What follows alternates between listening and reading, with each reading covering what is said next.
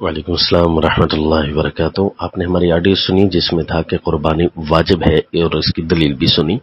تو اب آپ کا سوال کہ قربانی صاحب استطاعت ور واجب ہے، اس کی کیا دلیل ہے؟ تو یاد رکھیں اس کی دلیل بھی کتاب اللہ میں موجود ہے۔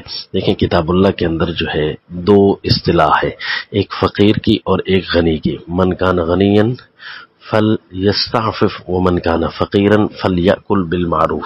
یہ ویسے ایک اصطلاح کے طور پر قرآن کی آیت سنائی ہے کہ ایک ہوتا ہے فقیر اور ایک ہوتا ہے غنی، اور ظاہر ہے قربانی اسی نے ہی کرنی ہے جس کو استطاعت ہوگی، طاقت ہوگی۔ کسی بھی عمل کے لیے لا یکلف اللہ نفسا الا وسعها، اللہ طاقت سے زیادہ تو نہیں رکھتے۔ اب اس آدمی کو تو قربانی کا حکم نہیں نہ دیا جا سکتا جو ایک بکرا وغیرہ بھی خریدنے کی طاقت نہ رکھتا ہو، ایک حصہ بھی نہ خرید سکتا ہو، کیونکہ یہ تو استطاعت سے باہر ہے۔ اب یہ تو ظاہر ہے کہ اللہ نے استطاعت کا حکم تو دیا ہے، لیکن اب استطاعت والا کون ہے تاکہ اسے غنی کہیں، اور غیر استطاعت والا کون ہے تاکہ اسے فقیر کہیں؟ کیونکہ فقیر محتاج کو کہتے ہیں اور غنی محتاج کو نہیں کہتے۔ تو اب اس پر کتاب اللہ کی دوسری آیت ہم نے دیکھی، وہاں ہے انما الصدقات للفقراء، کہ یہ جو زکوٰۃ وغیرہ چیزیں ہوتی ہیں واجبی صدقے، یہ فقراء کے لیے ہیں۔ تو اب یہ کیٹیگری خود قرآن نے متعین کر دی ہے کہ فقراء زکوٰۃ لینے والے ہوں گے، تو ظاہر ہے غنی جو ہوتے ہیں وہ زکوٰۃ دینے والے ہوتے ہیں۔ تو اب ظاہر ہو گیا کہ جس پر زکوٰۃ واجب ہوتی ہے دینا تو وہ غنی ہے، اور جو لینے والا ہوتا ہے وہ فقیر ہوتا ہے، وہ محتاج ہوتا ہے۔ تو قرآن پاک میں ہے کہ قربانی محتاج کھائیں گے، یعنی فقیر لوگ کھائیں گے۔ اطعم القانع والمعتر، قانع اور معتر یہ فقیر کی ہی قسمیں ہیں، محتاج کی قسمیں ہیں، ان کو تو قربانی کھلانی ہے۔ تو اب قربانی کھلانے والا کون ہے؟ تو اس کے لیے ظاہر ہے کہ انما الصدقات للفقراء، کہ اگر فقیر لینے والے ہوتے ہیں تو غنی دینے والے کو کہتے ہیں، زکوٰۃ دینے والا غنی ہوتا ہے۔ تو کم سے کم کون سا ایسا نصاب ہے، نصاب تو بہت زیادہ ہے، بکریوں کا، گائے کا، گھوڑوں کا، اور اسی طرح سونا اور چاندی کا، یہ نصاب ہوتے ہیں سارے، جس سے بندہ اگر صاحب نصاب ہو تو وہ غنی کہلاتا ہے۔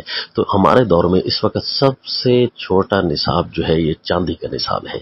تو چاندی سے کم نصاب کوئی ایسا نہیں ہوتا زکوٰۃ کا۔ یہ تقریباً 52.5 تولے جب چاندی بنتی ہے تو آج کل یعنی 2022 میں بیٹھ کر بات کر رہا ہوں کہ آج کل تقریباً یہ 90,000 روپے تک کے قریب 52.5 تولے چاندی بن جاتی ہے۔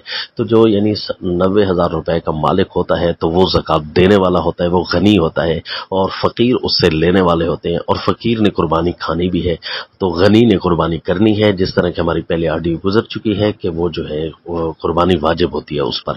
تو لہٰذا غنی پر قربانی واجب ہوئی۔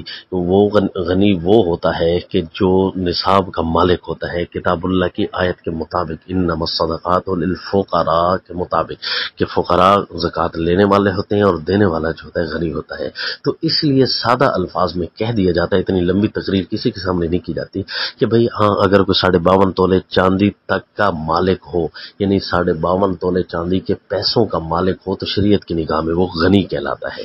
تو لہذا غنی پر ہی قربانی واجب ہوئی، صاحب استطاعت پر ہی قربانی واجب ہوئی، اور یہ وجوب بھی کتاب اللہ کی آیات سے ثابت ہو گیا۔ السلام۔